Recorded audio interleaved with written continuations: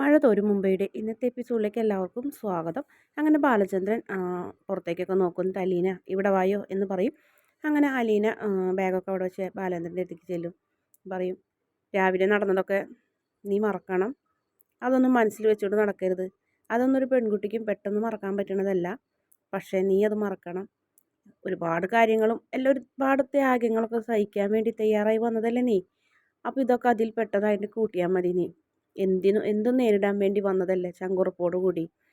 അപ്പോൾ നീ അതൊക്കെ മനസ്സിൽ വെക്കരുത്. മാത്രമല്ല, ഞാനിങ്ങനെ ആയതിലും എൻ്റെ കുടുംബം അങ്ങനെ ആയതിലും നിനക്കൊരു പങ്കുണ്ട്. അപ്പോൾ എൻ്റെ മക്കളുടെ കാര്യത്തിൽ നിനക്കൊരു ഉത്തരവാദിത്തമുണ്ട്. അതുകൊണ്ട് തന്നെ നീ ഒന്നും ഇട്ടെറിഞ്ഞ് പോകരുത് എന്ന് പറയും. അപ്പോൾ എന്നിട്ട് ബാലേന്ദ്രൻ പറയും, ഞാൻ നിന്നെ കുറ്റം പറഞ്ഞതല്ല എന്ന് പറയും. അപ്പോൾ കൃഷ്ണമോളെ മുഖത്ത് നോക്കുന്നുണ്ട്. കൃഷ്ണമോൾക്ക് അവർ സംസാരിക്കുന്നതൊന്നും മനസ്സിലാവണില്ല. ഞാനിങ്ങനെ ആയിൽ നിനക്ക് പങ്കുണ്ട്, നിൻ്റെ ബ്രിജിത്താമ്മയ്ക്ക് പങ്കുണ്ട്, കുഞ്ഞിരാമമേനോന് പങ്കുണ്ട്, മനുവിന് വരെയും പങ്കുണ്ടെന്ന് പറയും.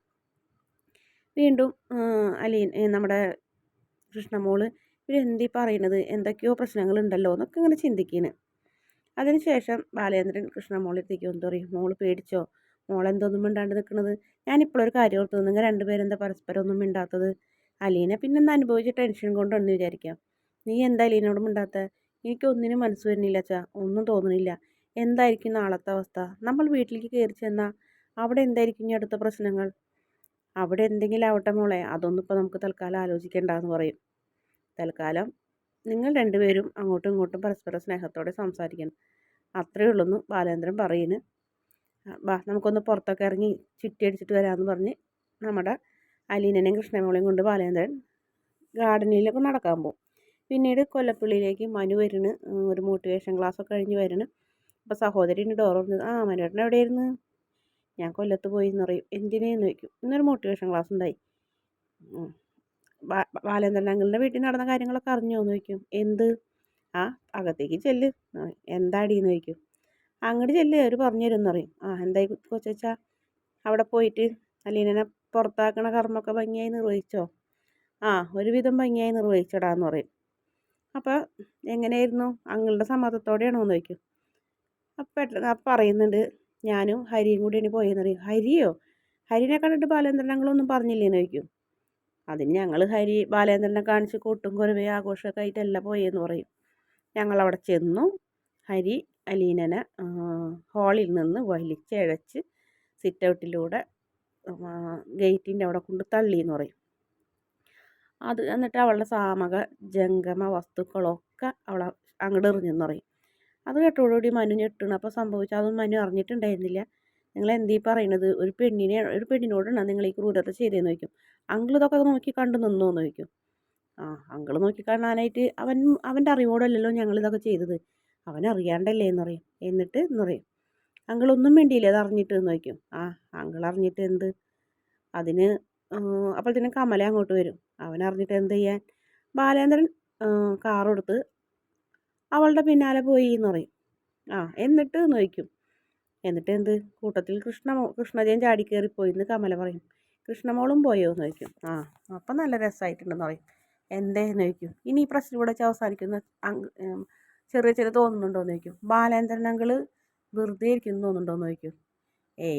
അങ്ങനെ എന്ത് ചെയ്യാനുണ്ടാ, നിനക്കൊക്കെ അതൊക്കെ തോന്നണമെന്ന് പറയും.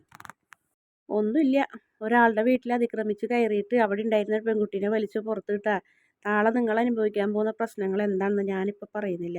അത് നിങ്ങൾ രണ്ടുപേരും അനുഭവിച്ചിട്ട് അറിഞ്ഞാൽ മതി എന്ന് പറയും. എന്ത്? ഒന്നും ഉണ്ടാവില്ല എന്ന് പറയും. അങ്കിളൊന്നും ചെയ്യില്ല എന്ന് പറയും. അങ്കിൾ അവളെ അന്വേഷിച്ച് പോകും. കണ്ടു കിട്ടാണ്ടാകുമ്പോൾ വീട്ടിലേക്ക് തിരിച്ചു വരും. അത്രേ ഉള്ളൂന്ന് ഹരിശങ്കർ ഈസി ആയിട്ട് പറയും. അതിനുശേഷം മനു എഴുന്നേറ്റ് പോകും. മനു എഴുന്നേറ്റ് പോയി മുത്തശ്ശിയുടെ ഫോണിലേക്ക് ഫോൺ ചെയ്യുന്നുണ്ട്. അപ്പോൾ ആദ്യം മുത്തശ്ശി എഴുന്നേറ്റ് അവിടെ ഇവിടെയൊക്കെ തപ്പുന്നുണ്ട്. അപ്പോൾ മൊബൈൽ എവിടെയെന്ന് അറിയില്ല. അതിനുശേഷം കട്ടാവും. വീണ്ടും മനു രണ്ടാമതും ട്രൈ ചെയ്യുന്നുണ്ട്. അപ്പോൾ മുത്തശ്ശിക്ക് കാലിൻ്റെ ഭാഗത്തുനിന്ന് കിട്ടുന്നുണ്ട്. അപ്പോൾ ഫോൺ എടുത്തിട്ട് ചോദിക്കും, ഹലോ എന്ന് ചോദിക്കും. മുത്തശ്ശി, അലീന എന്തേന്ന് ചോദിക്കും. അപ്പം മുത്തശ്ശി ആദ്യം ഒന്ന് തപ്പിപ്പോയേക്കും. ഇങ്ങനെ തപ്പി പറയും. പിന്നെ പറയും, അവൾ പോയല്ല എന്ന് പറയും. എങ്ങോട്ട് പോയി? ഞാൻ രാവിലെ വന്നപ്പോൾ പോണില്ല എന്നുള്ള പറഞ്ഞേ. നീ പോണില്ല, നീ വന്നിട്ട് പോകാൻ പറഞ്ഞിട്ടും അവൾ പോയില്ല. അതിനുശേഷം രാജീവനും ഹരിയും കൂടി വന്നു കഴിഞ്ഞിട്ട് അവളെ വലിച്ച് പുറത്താക്കി എന്നല്ലേ പറഞ്ഞത്. നല്ല കാര്യമായി. മുത്തശ്ശിക്ക് ആ ഫോണെങ്കിലും അവളെ കൈ കൊടുക്കായിരുന്നില്ലേ എന്ന് ചോദിക്കും.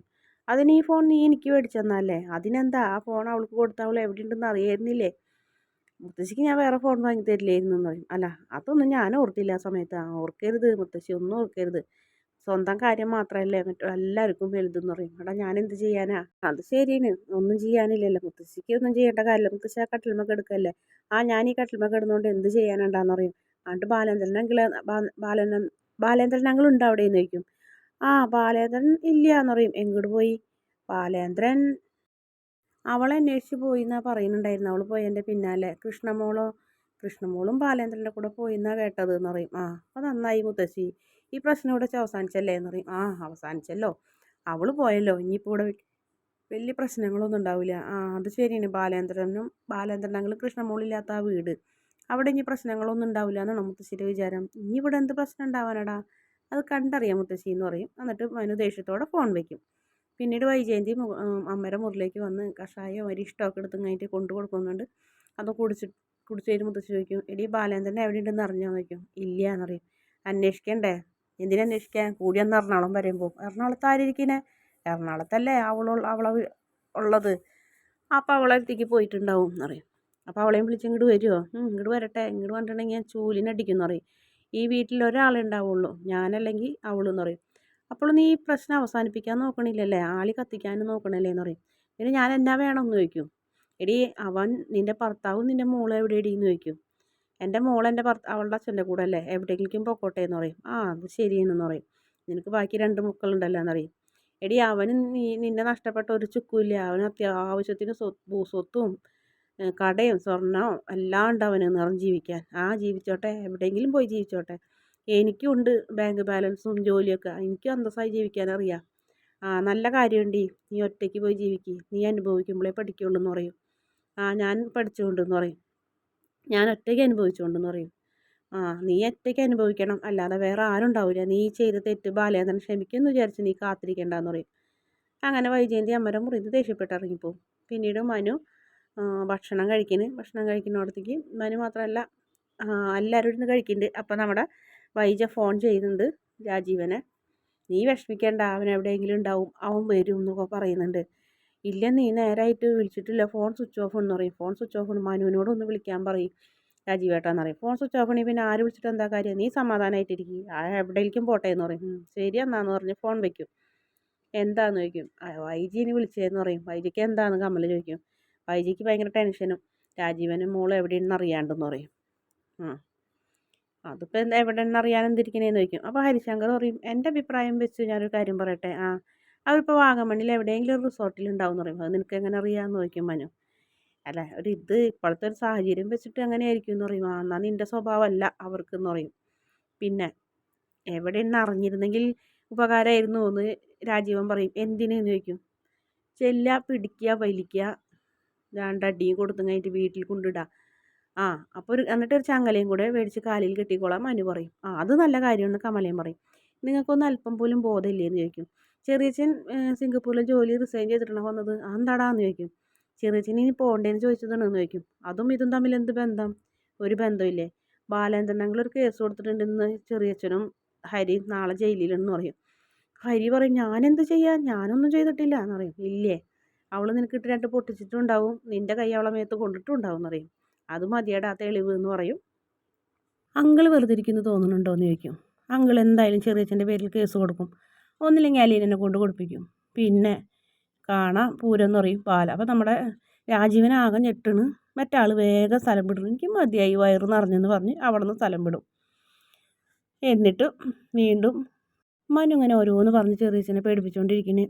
ചെറിയച്ഛൻ്റെ ഫ്ലൈറ്റ് ടിക്കറ്റ് വരെയും സ്വാഹ എന്ന് പറയും. ഞാൻ പറഞ്ഞില്ലേ, അലീനെ ഇറക്കി വിട്ടതുകൊണ്ടൊന്നും അവിടെ വീട്ടിലെ പ്രശ്നങ്ങൾ അവസാനിക്കില്ല. അലീന തിരിച്ചു വന്നാലും അവസാനിക്കില്ല. അലീന വന്നില്ലെങ്കിലും അവസാനിക്കില്ല എന്ന് പറയും. അതെന്താടാന്ന് ചോദിക്കും. അതങ്ങനെയാണ്, ഞാൻ പറഞ്ഞല്ലോ, അടുത്ത പ്രശ്നം അലീനൊന്നല്ല, അത് ആൻറ്റിക്ക് തോന്നണതാണ്. അവിടെ മറ്റെന്തോ പ്രശ്നങ്ങളുണ്ട്. അത് അങ്കിളിന് മനസ്സിലായിട്ടുണ്ട്. നിങ്ങളൊക്കെ എല്ലാവരും കൂടി എന്തെങ്കിലും രഹസ്യങ്ങളൊക്കെ മൂടി വെച്ചിട്ടുണ്ടോ? എന്തായാലും ചെറിയച്ഛൻ എന്തായാലും ഒന്നും കരുതിയിരുന്നോളാൻ പറയും. എടാ എൻ്റെ പെങ്ങൾ വിളിച്ച് എൻ്റെ സഹോദരി വിളിച്ച് എന്നോടൊരു ആവശ്യം പറയുമ്പോൾ ഞാൻ സഹായിക്കേണ്ടേന്ന് പറയും. ഞങ്ങൾ 3 ആങ്ങളമാർക്ക് കൂടി കഴിഞ്ഞിട്ട് ആകെയുള്ളൊരു പെങ്ങളല്ലേ എന്ന് പറയും. ആ ശരിയാണ്, സഹായിക്കണം സഹായിക്കണം. പക്ഷേ ചെയ്യേണ്ട കാര്യങ്ങൾ മാത്രമേ ചെയ്യാവൂ. പെങ്ങളാണ്, സഹോദരിയാണെന്നൊക്കെ പറഞ്ഞിട്ട് ഒരാളുടെ കുടുംബത്ത് കയറി കഴിഞ്ഞിട്ട് അന്യായം പ്രവർത്തിക്കല്ല വേണ്ടതെന്ന് പറയും. ബാലേന്ദ്രൻ വന്നാലും ഗേറ്റ് അടച്ചിട്ടോളാം, അവളെയും കൊണ്ട് വന്നിട്ടുണ്ടെങ്കിൽ ഗേറ്റ് പൂട്ടിക്കോളാൻ ഞാൻ വൈജിയോട് പറഞ്ഞിട്ടുണ്ടെന്ന് പറയും. അങ്കിളിൻ്റെ വീട്ടിലെ ഗേറ്റ് തുറക്കാൻ അങ്കിളിന് ചെറിയച്ഛൻ്റെ സഹായം വേണോ? വേണ്ടല്ലോ എന്ന് പറയും. എന്തായാലും ഇനി സംഭവിക്കാനുള്ള കാര്യങ്ങളൊക്കെ അനുഭവിച്ചിട്ട് ചെറിയച്ഛൻ ഇവിടുന്ന് പോയാൽ മതി എന്ന് പറയും. എനിക്ക് തോന്നുന്നില്ല ബാലേന്ദ്രൻ അങ്കിൾ ഇത് വെറുതെ വിടും എന്ന് ഇങ്ങനെ പറയുന്നു. പിന്നീട് മനു ആകെ ടെൻഷൻ അടിച്ചിരിക്കുന്നു, എന്ത് ചെയ്യുന്ന ആലോചിച്ചിട്ട് പെട്ടെന്ന് തന്നെ മനുവിന് രേവതിക്കുട്ടിയുടെ നമ്പറിലേക്ക് ഇങ്ങനെ ഡയൽ ചെയ്യുന്നു. രേവതിക്കുട്ടി ഹലോ എന്ന് ചോദിക്കുന്നുള്ളൂ. അതിനുശേഷം ഇന്നത്തെ എപ്പിസോഡ് അവസാനിക്കുന്നു. എന്തായാലും നാളത്തെ എപ്പിസോഡ് കൃഷ്ണമോളും അലീനയും ബാലചന്ദ്രനും കൂടെ ഒരു റൂമിൽ ഒരു കട്ടിലിൽ കിടക്കുന്നത്. അപ്പോൾ കൃഷ്ണമോളെ ഇങ്ങനെ കിടക്കുമ്പോൾ അലീന ഇങ്ങനെ തഴുകണം തലോടണമൊക്കെ ഉണ്ട്. അതൊരു സ്നേഹത്തോടെയും ആത്മാർത്ഥതയോടെ ഉള്ളതെന്നും നമ്മുടെ ബാലചന്ദ്രന് മനസ്സിലാവുന്നുണ്ട്. അതിനുശേഷം അലീന ഉറങ്ങി കഴിയുമ്പോൾ ബാലചന്ദ്രൻ കൃഷ്ണമോളെയും കൊണ്ട് പുറത്തേക്ക് പോകും. അലീനനെ പ്രൊട്ടക്റ്റ് ചെയ്യുന്നതിൻ്റെ കാര്യങ്ങളും മറ്റുള്ള എല്ലാ സംഭവങ്ങളും ബാലചന്ദ്രൻ തുറന്നു പറയുന്നു. കഥ പറയുന്നു, ഞാനൊരു കഥ പറഞ്ഞു തരാം എൻ്റെ മോൾക്ക് എന്ന് പറയും.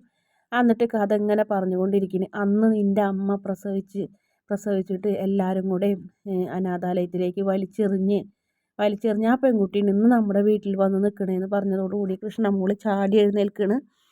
എന്നിട്ട് പറയും, മോള് പറ, അച്ഛനൊരു മനുഷ്യനല്ലേ, അച്ഛൻ ഇത്രയെങ്കിലും നിൻ്റെ അമ്മനോട് കാണിക്കണ്ടേ? അച്ഛനൊരു സാധാരണ മനുഷ്യനാണ് മോളെ, നിങ്ങളെപ്പോലൊക്കെ തന്നെ ജനിച്ച് മുട്ടിലിഴഞ്ഞ് ഒരുപാട് കഷ്ടപ്പാടും ദുരിതങ്ങളും ഒക്കെ അനുഭവിച്ച് ഒരു നല്ല നിലയിലെത്തി ജീവിതം ആരംഭിച്ച് ജീവിതം പകുതി വഴിയിൽ നഷ്ടപ്പെട്ടു പോയൊരച്ഛനാണ്. അച്ഛനൊന്ന് കരയാനുള്ള അവസരമെങ്കിലും വേണ്ടേ മോളെ? അച്ഛൻ ഇത്രയെങ്കിലും നിൻ്റെ അമ്മയോട് ചെയ്യണ്ടേ എന്നൊക്കെ ചോദിക്കും. അങ്ങനെ ബാലചന്ദ്രൻ്റെ സങ്കടം കൃഷ്ണമോള് തിരിച്ചറിയണേ. ബാലചന്ദ്രൻ പൊട്ടിക്കരയുന്നുണ്ട് മോളെ മുന്നിൽ. അതിനേക്കാളും ശക്തിയിൽ അച്ഛനെ കെട്ടിപ്പിടിച്ച് കഴിഞ്ഞിട്ട് പൊട്ടിക്കരയിന് ആ കുട്ടിയും. അതിനുശേഷം നമ്മൾ ആരുടെ നെഞ്ച് തകർക്കുന്നൊരു കാഴ്ചയായിരുന്നു രണ്ടുപേരും കൂടെ കരയിന്. അങ്ങനെ അമ്മനോട് തീർത്താൽ തീരാത്ത വെറുപ്പും അതുപോലെ തന്നെ അലീനോട് ഒരുപാട് സന്തോഷവും സ്നേഹമൊക്കെ തോന്നുന്നു കൃഷ്ണമോൾക്ക്. അപ്പോൾ ബാലേന്ദ്രൻ പറയുന്നുണ്ട്, അച്ഛൻ്റെ ഹൃദയം നിന്നത് മദ്യപിച്ചിട്ടൊന്നുമല്ല മോളെ, ഈ സത്യം അറിഞ്ഞിട്ടാണെന്ന് പറയും. ഇതറിഞ്ഞ അവസ്ഥ അന്ന് തുടങ്ങി ഞാൻ അനുഭവിക്കുന്ന വിഷമം ഒരാളോടും പറയാൻ പറ്റൂലല്ലോ. അലീന ചേച്ചിക്ക് അറിയാം, അലീനനെ എനിക്ക് ഒരുപാട് ഇഷ്ടമായത് ആദ്യമേ ഇഷ്ടമായിരുന്നു. ഇതറിഞ്ഞപ്പോൾ എനിക്ക് വെറുപ്പൊന്നും തോന്നിയില്ല മോളെ, സ്നേഹിക്കാനേ തോന്നിയുള്ളൂ എന്ന് പറയും. പിന്നീട് ഒരുപാട് നേരം കരഞ്ഞ കൃഷ്ണമോൾ എനിക്ക് ഉറക്കൻ എവിടെയെങ്കിലും പോയി ഒറ്റയ്ക്ക് പൊട്ടി കരയണ അച്ഛാന്ന് പറയും. അതിന് ശേഷം പിന്നീട് കൃഷ്ണമോൾ അലീനയുടെ അടുത്ത് ചെന്നിട്ട് ചേർന്ന് കിടന്ന് അലീനനെ അങ്ങനെ സ്നേഹത്തോടെ തലോടി ചേച്ചിക്ക് ഒരനിയത്തി കൊടുക്കണ സ്നേഹമൊക്കെ ആത്മാർത്ഥതയോടുകൂടി തന്നെ ഇങ്ങനെ കൊടുക്കണം. അലീന ഇതൊന്നും അറിഞ്ഞിട്ടില്ല. കൃഷ്ണമോളോട് ബാലേന്ദ്ര സാർ സത്യം പറഞ്ഞതൊന്നും അറിയാണ്ട് നന്ന സുഖമായിട്ട് കിടന്ന് ഉറങ്ങണ്. അങ്ങനെ ചേച്ചിനെയും അനിയത്തിനെയൊക്കെ കാണിച്ചുകൊണ്ടാണ് എപ്പിസോഡ് അവസാനിക്കുന്നത്. വീഡിയോ ഇഷ്ടപ്പെടുകയാണെങ്കിൽ ചാനലൊന്ന് സബ്സ്ക്രൈബ് ചെയ്യണേ.